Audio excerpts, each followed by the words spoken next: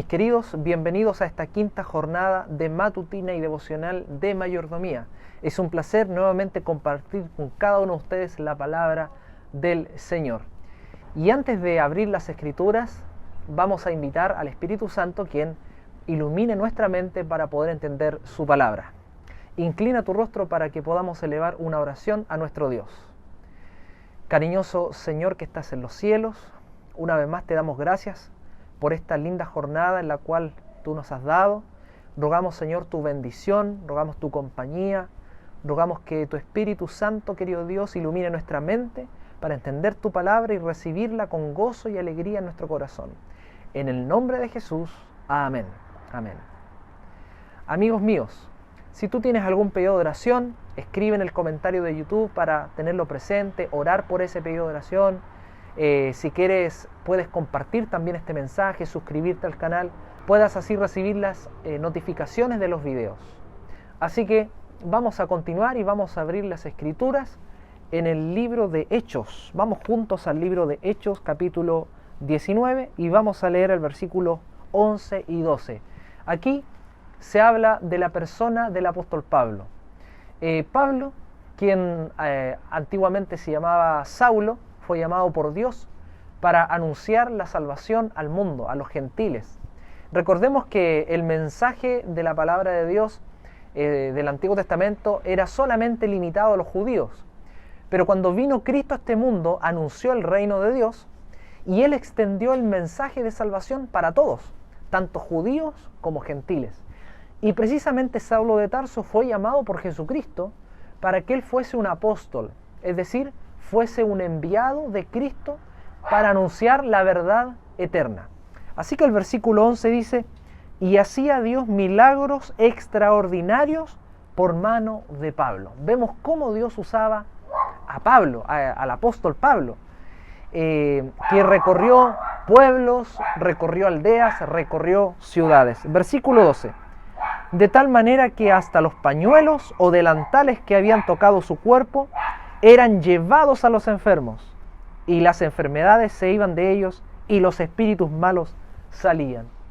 Es interesante que mientras él hacía milagros, no solamente los enfermos eran sanados por el poder del Espíritu Santo, que usaba Pablo para hacer estos milagros, sino que además muchos de ellos se llevaban parte de su vestidura, pañuelos, o como bien dice acá, los delantales que usaba Pablo también se los llevaban los enfermos, como una forma tal vez de recordatorio, como una forma de que ese fue el momento en que un enfermo fue sanado.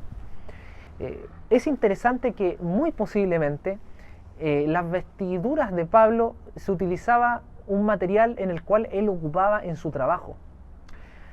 Su trabajo no solamente era predicar el Evangelio, porque cuando nosotros vamos al versículo 3 de Hechos capítulo 18, leemos lo siguiente: y como era del mismo oficio, se quedó con ellos y trabajaban juntos, pues el oficio de ellos era hacer tiendas.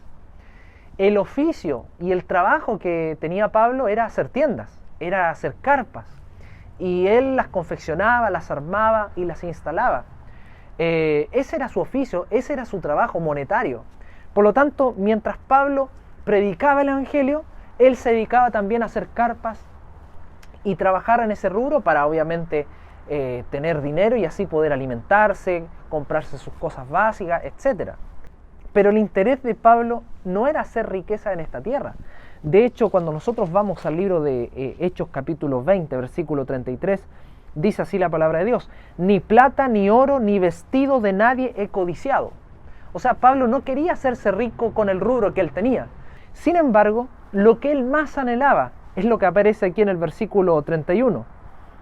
Por tanto, velada, acordándoos de que por 3 años, de noche y día, no he cesado de amonestar con lágrimas a cada uno. Vemos acá que Pablo insiste, que Pablo exhorta, que Pablo anuncia a la iglesia, a sus hermanos en Cristo, de que ellos velen, de que ellos busquen, de que ellos persistan, de que ellos perseveren, de que ellos no se detengan, de que ellos sigan en el camino de Cristo, porque Él de noche y día, con lágrimas en sus ojos, oraba por ellos, para que su fe no falte, para que su vida espiritual no decaiga, para que no se desanimen en el camino. Pablo oraba por sus hermanos en el Señor. Pablo oraba por los hermanos de su iglesia.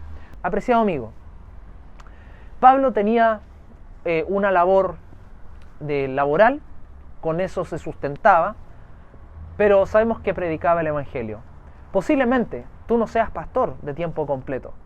Posiblemente tú no seas un misionero a tiempo completo. Posiblemente la mayoría, el que me está viendo, trabaja, tiene un sueldo, trabaja en una empresa, tiene un empleador, a lo mejor eres independiente, tienes algún puesto de trabajo, etc., pero tú recibes una remuneración. Dios te invita que aunque tú recibas una remuneración, Dios te invita que aunque tú tengas un trabajo en el cual Él te ha bendecido, te ha acompañado, Dios te invita a que tú anuncies el Evangelio. Así que yo quiero ir también al último texto que está aquí en 1 Corintios, capítulo 9, versículo 16. Vamos juntos a este versículo. 1 Corintios, capítulo 9, versículo 16. Dice así la palabra del Señor. Si anuncio el Evangelio, no tengo por qué gloriarme, porque me es impuesta necesidad. Y ay de mí si no anunciara el Evangelio, dice Pablo. Amigos míos, Pablo tenía la película clara. Él sabía que su mayor responsabilidad de todas no era armar carpas. Él sabía que su mayor responsabilidad de todas no era que tenía que estar de lunes a viernes en horarios específicos armando carpas o trabajando. Él sabía que su mayor responsabilidad de todas era anunciar el Evangelio. Porque a eso fue llamado el apóstol Pablo, a anunciar el Evangelio. Amigos míos, Dios nos ha llamado a algo más supremo de las cosas que hacemos en nuestra vida normal, en nuestra vida terrenal, en nuestra vida cotidiana. Dios nos invita a anunciar la palabra de Dios, a compartir el Evangelio de salvación, a compartir el mensaje de esperanza. Y mis amigos, en este día, en esta jornada, yo quiero hacer una invitación.